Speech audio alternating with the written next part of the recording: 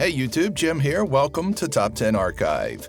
If you were to travel around the world and stop in every country, you'd cross cities like London, Paris, and New York, the big wigs everybody already knows about.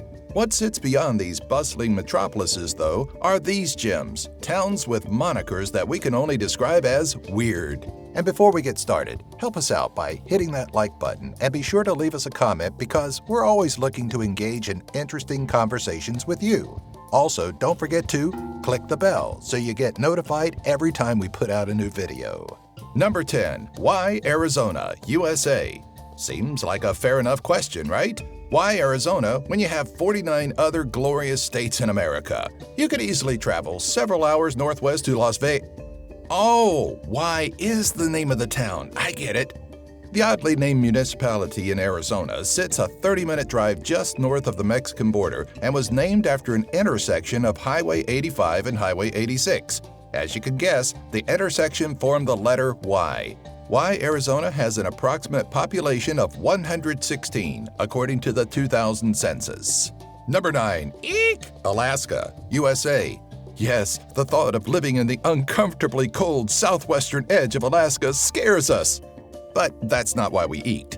Meaning two eyes in Eskimo, the town of Eek, Alaska is a tiny slice of life sporting a population that hovers around 300 people and an area of land said to be about 1 square mile or roughly 2.6 square kilometers. During the summer months, Eek experiences toasty, warm temperatures that average around 56 degrees Fahrenheit or 13 degrees Celsius. And when it's mildly freezing in the winter at 4 degrees Fahrenheit or minus 15 degrees Celsius, most residents are forced to use snow vehicles to travel. Number 8. Punkydoodles Corners, Canada. Leave it to Canada to house one of the most innocent-sounding towns in all of history, Punkydoodles Corners. Established in southwestern Ontario and sounding like a children's TV program, the story behind Punkydoodles' name is a contested one.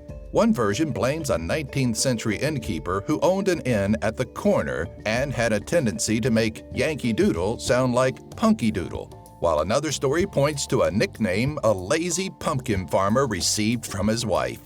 Number 7. Humptulips, Washington, USA.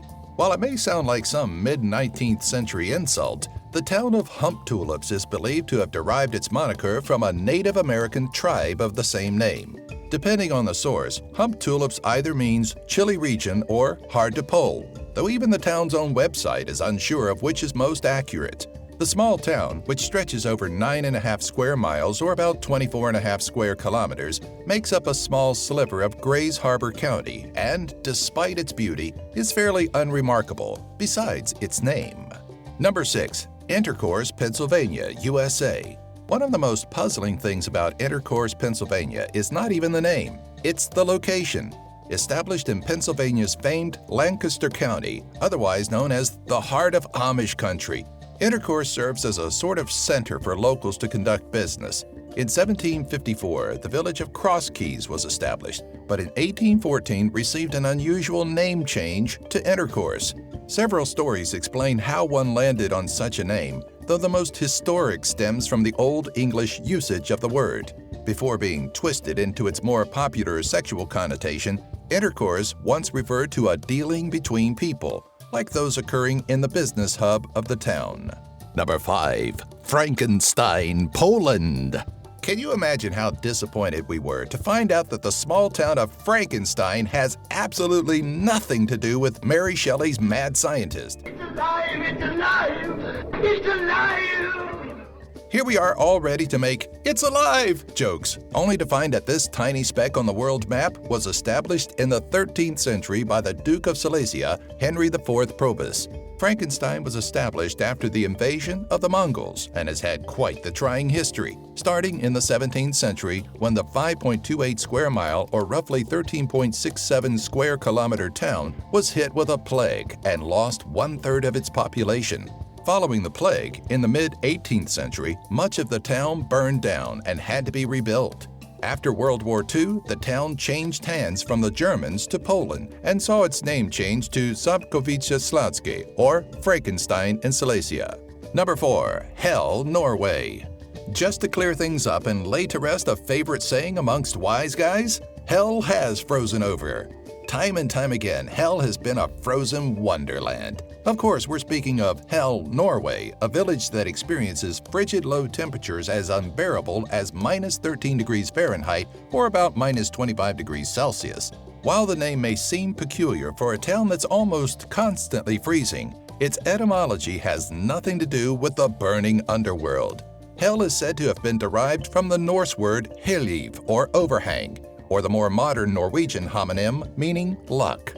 Hell has a population of approximately 1,400 people, and no, Hitler doesn't live there. And it's also not the only hell in the world, as travelers can go to hell in California, Michigan, and the Grand Cayman. Number 3. Middlefart, Denmark. This affluent town in Denmark boasts a population of around 14,800 people and is best known by its iron foundry, which serves as the main industry in Middlefart. We tried, but it's impossible to discuss this 13th century town without getting caught up in the fact that its name is Middlefart. Okay, that was the last one, we promise. The first recording of the Danish town was in the Danish census book known as Voldemort's census book. No, wait, Valdemar, as in the royal chancery of Valdemar II. Originally, the town was recorded as this weird-looking word Middlefart from the Danish word metel, meaning middle, and far meaning way. From there, Middlefart was born. Number 2. Fucking Austria. As the story goes, a 6th century Bavarian nobleman by the name of Fakko arrived in Austria and established a small village for his people, naming it Fuckingen. By the 18th century, the name had been morphed to fudging, or place of Fokker's people. Many of you can probably see the issue with fracking as a town's name, and it's not lost on visitors that stop off in the Upper Austria municipality. The most recent census, taken in 2005, tallied a tiny population of only 104 flippin' residents, all of whom feel the annoyance when the farking sign is stolen, a common occurrence for the unfortunate town. Number 1. Alright, get ready for this one. Wales. Meaning Parish of St. Mary in the hollow of the White Hazel near the Rapid Whirlpool and the Parish of St. Cecilio of the Red Cave. For the sake of sanity and time, let's just call the town Parish of St. Mary. The unusually long name is actually only the second longest one-word name in the world, falling short to a region in New Zealand's South Island, and is a direct description of where the town can be found. Located on the island of Anglesey, the village has a population of around 3,100 people and is believed to have been established as far back as the Neolithic era. Originally, its name was considerably shorter, but in the 19th century, it attempted to attract tourists by giving it the longest name of any railway in Britain.